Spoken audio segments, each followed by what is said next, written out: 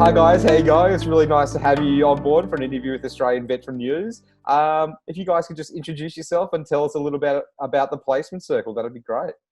Well, thanks, Trent, and thanks for the opportunity. My name's Mikaela Stafrace. I'm the founder and CEO of Women Can, the placement circle. This is my colleague, Katerina. Yeah, so my name is Katerina. Thank you for having us. And I'm the operations manager of the placement circle. I just joined the team not long ago, but yes, I'm enjoying it very much, and I hope Mikaela will let you know now everything about it, and hopefully you all enjoy as well.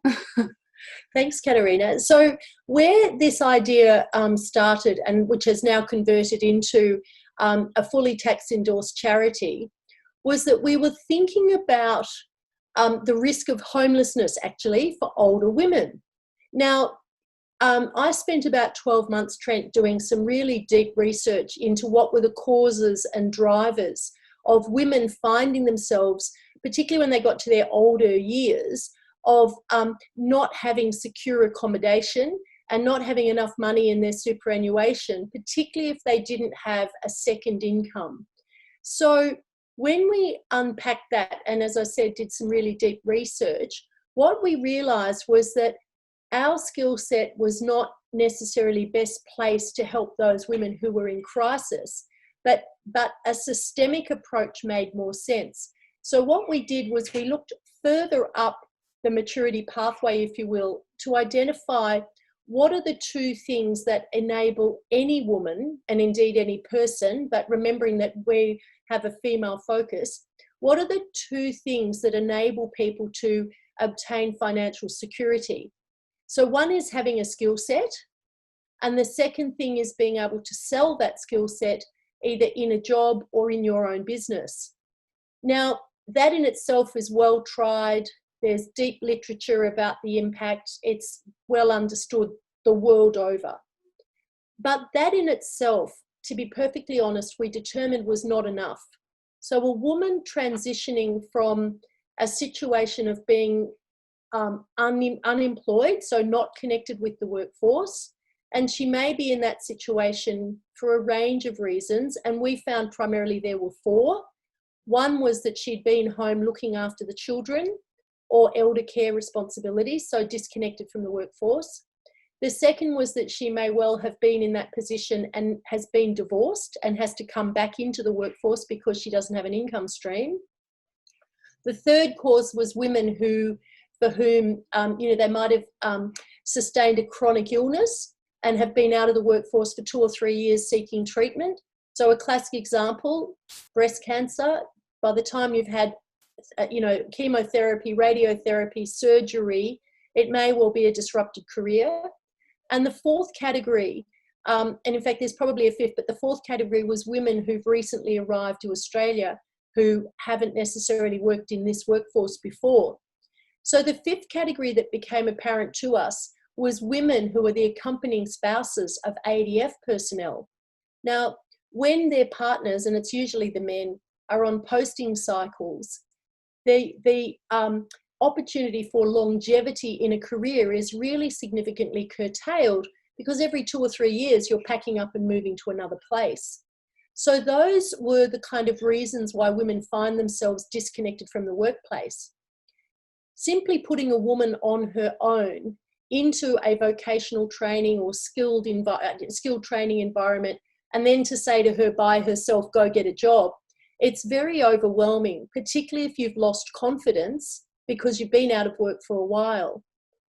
So the magic sauce for us, Trent, was to build communities of women, where those communities of women provide peer support to each other, and we build around that a peer-supported framework, which we can talk about in a minute, what the elements of that are. We then take that group or community, they become members of our organisation. So there's a formal tribe or mob or group, if you will. They have a place to belong. We then take them through vocational training and into a job. Now, all the way along in that process, they're supported.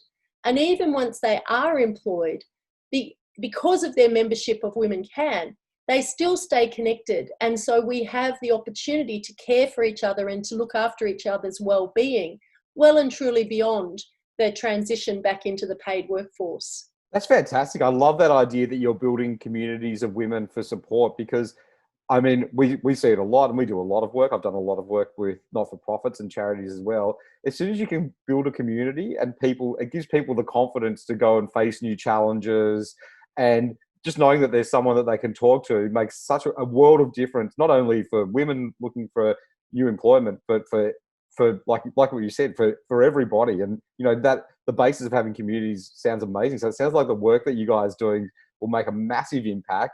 And obviously, you know, the work we're doing at Australian Veteran News, we see that as a big challenge. The partners of the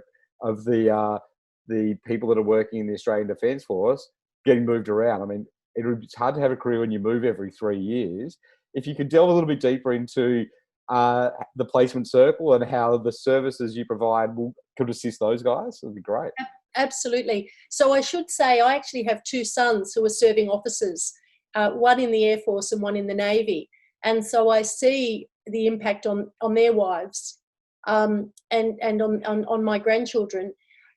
So in terms of the specifics, our program, because we want to be confident that this model has good merit and good impact and is sustainable, I mean, we'd like to take this as a national model, roll it out nationally.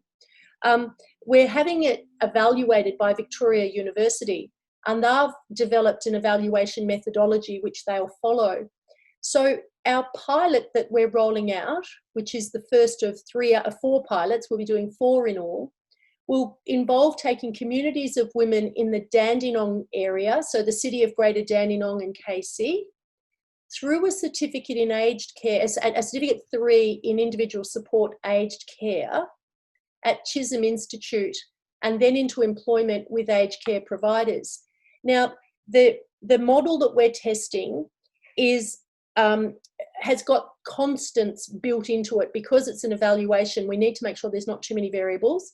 So the certificate 3 in aged care was picked because we can have women work ready within 6 months. It's a 6-month program.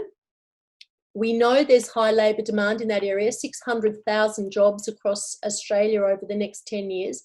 So that for women who are moving through placement cycles, or posting cycles, I beg your pardon, there's jobs in other places and their qualifications are recognised. But it also gave us the opportunity to work in a sector that's undergoing quite some flex as a result of the Royal Commission, as a result of COVID, and as a result of an increasingly aged workforce who are culturally diverse. So what we've done is we're doing a call out for women in the Dandenong area to go to Chisholm to do a Cert 3 in aged care, and then into aged care providers, accredited aged care providers in Dandenong. We'll then undertake the same study in Footscray, in the west of the city, and there may be accompanying spouses connected to Point Cook who may be interested, or in the bases over there. We're then going to Bendigo, and we'll roll one out in Shepparton. And Shepparton may be of particular interest to families that are living on Puckapunyal base. So the idea of evaluating the model will be to confirm or not whether that community support, that peer support for women, is the magic ingredient. Anecdotally, we think it will be, but we must have an evidence base for this to demonstrate impact, particularly if we're going to government asking for or suggesting that this is a better way to engage women in the workforce. So we're only going with TAFE, with community, because this is a place-based model. We're going with TAFE, not private RTOs. We're only going with accredited aged care providers. Because of their accreditation, it means they meet a minimum standard. Once the pilot is complete and the white paper's prepared, we'll then roll this out to different areas of high labour demand. So we're starting with aged care, but the others that we're looking at and will implement will be in trades. Women are very capable of doing dexterous trades, in other words, lightweight trades, so electrical, carpentry, plumbing, painting, and there's good money in that area, in those areas. Trent, the median salary for a plumber in Melbourne today is $155,000. And you know, apart from digging a trench, the rest of it is PVC, screwing PVC pieces together. It's not heavy work. It's not slumping concrete or building, you know, brick walls. We'll look at cyber security. We'd like to take crews of women through cyber security training. It's a huge area and growing even more so. We also want to look at transport. We know from the mining sector that women are actually really good at managing big machinery. And in fact, in the mining industry, the maintenance costs plummeted because women weren't grinding through the gearboxes and driving over stuff and dinging and banging the equipment. So that application lends itself to trams, trains, bus driving, you know, truck driving, courier driving. So, and women tend to be better with, you know, difficult passengers than, you know, some of the blokes. And then the final area will be in commercial cookery, which lends itself back into, you know, hospitality, aged care, you know, health services. And then they're the 5 that we've identified where we absolutely know there is labour demand. So there will be jobs for women who participate. It's so interesting to hear the 5 areas that you've identified because, as you know, in addition to working at Australian Veteran News, I run an agency as well, and we do a lot of work in the trades and the mining industry. And there is, especially in the trades, there's a lot of money to be had. Tradies are making a lot of money, as you mentioned, and there's a massive demand for women because the guys that I know that own trades businesses, they know the ones that have had females working for them rave about them. And also in the auto as mechanics as well. Yes. Problem solving. It's fantastic. And in the mines that I've seen the same research that the females driving the big machinery are a lot easier on the machinery than the blokes. Yeah, so absolutely. Anecdotally, I think that your model has got legs, no doubt, and I'm sure that it'll pass through the research with flying colours. It's very exciting to hear. Thank you. So if you could delve a little bit deeper into actually what happens when someone decides to join. So the way to do it is to get onto our website, www.theplacementcircle.org. There's no way you use there, Katerina. No, it's .org. You can tell by that question my age. So there's a registration page on that website. The ladies will then register their interest in doing the Certificate 3 in aged care. We'll then receive that and arrange a Zoom interview with them to check their eligibility. Excuse me. Then on the 5th of August, which is a Wednesday, we'll be doing an induction on Zoom with all of the ladies that have registered. On the 7th, we'll be doing an enrolment with Chisholm. And again, that will be online. And then they start on Wednesday, the 12th of August, with a Zoom classes, so virtual classes, and then practical will be done on a Thursday. Now, that lasts for 6 months. In there, they'll also have 120 hours of clinical placement, which Chisholm will arrange with accredited aged care providers in the Berwick, Dandenong, Frankston, Pakenham catchment area, which of course will be a supervised program. Now, at the same time as all that's happening, our peer support model will be wrapping around these ladies, which includes monthly events where they can connect with each other on Zoom with us, access to mentors, which will be provided by the Rotary Club. So Rotary is a supporter of ours. They'll be able to access what we call a hub and spoke referral model, which lists all of the government and non-government support agencies that can that they can be referred to for various needs and wants. We'll then, once they've graduated, work with them to prepare them for the interview, for their resume writing, for their dress to prepare to attend the interview. And we're working with a placement company who will then make the introduction and help them get that job. We don't guarantee a job, but we'll do everything we can to get them into paid employment. And the obligation from their perspective, because all of that is free, but the obligation is that they'll help the next girl across. So if they become a member of Women Can, the expectation is that you'll take the call if the next girl rings. So we support each other. I love that. I love that model. That's fantastic. So we'll be starting the pilot in Dandenong. we'll be undertaking the evaluation along the way. Wrapped around that will be the peer support model, and what that looks like will be a series of monthly events where the ladies can come together in a virtual setting to share stories. Many of these women have got a shared lived experience, and so they're a lot safer with each other because they'll understand what it's like to get to where they are. And I'll give you a little an insight. I mean, I'm a High Court admitted lawyer, Trent, but I signed up and did a diploma in building and construction at Swinburne. And I have to tell you, the first day that I turned up at the class, and I'm the old white lady, you know, if I had been less resilient, I probably would have run out that door that day. But if I'd gone in with 3 or 4 girls just like me, we would have supported each other through the fact this was a different experience. So in addition to that, monthly events by Zoom, there'll be a hub and spoke referral model. And what we've done there is our interns have constructed a list of all of the government and non-government support services that are available for free in Victoria today.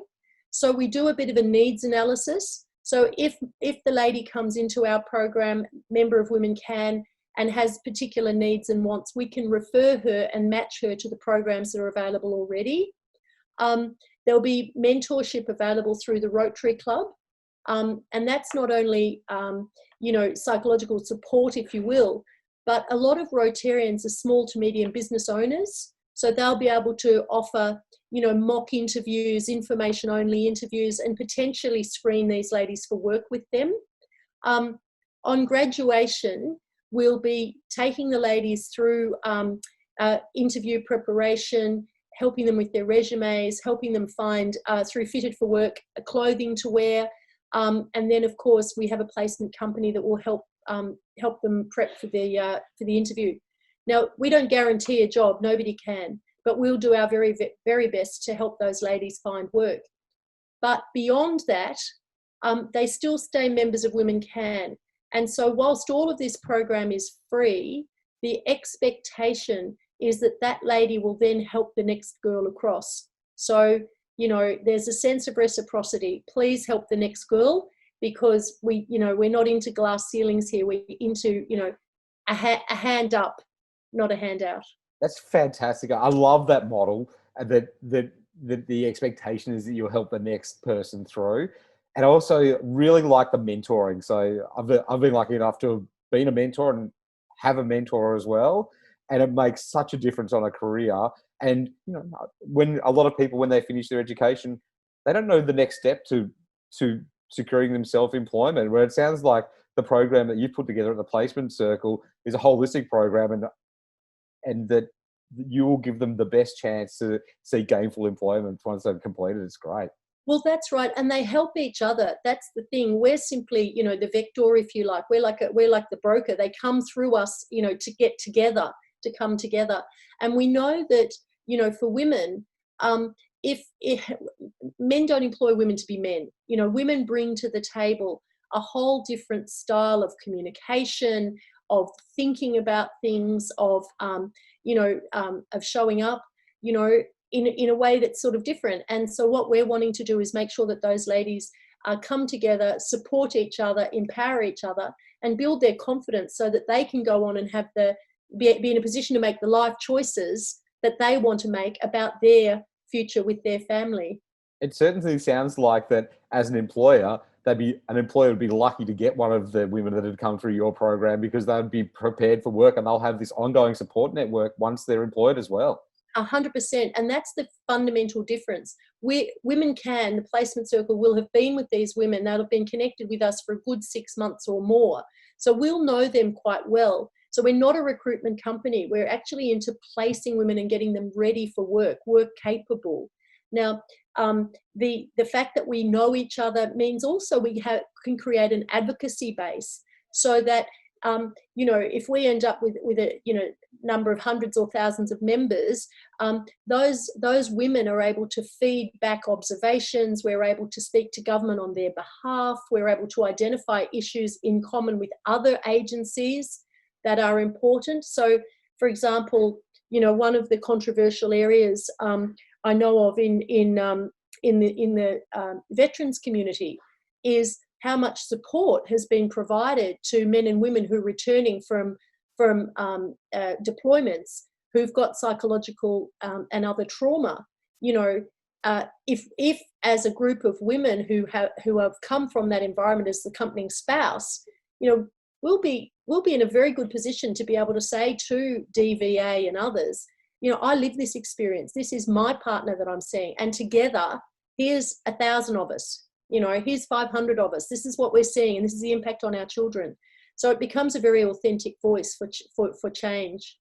There's no underestimating the power of community. Absolutely. And that's what, it's interesting, isn't it? In this COVID environment, so much of our life has been turned upside down.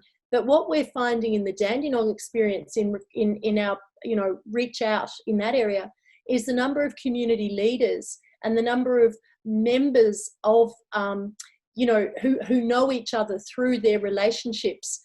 So it's not structured, it's not through Seek, it's through who knows each other that have come to help.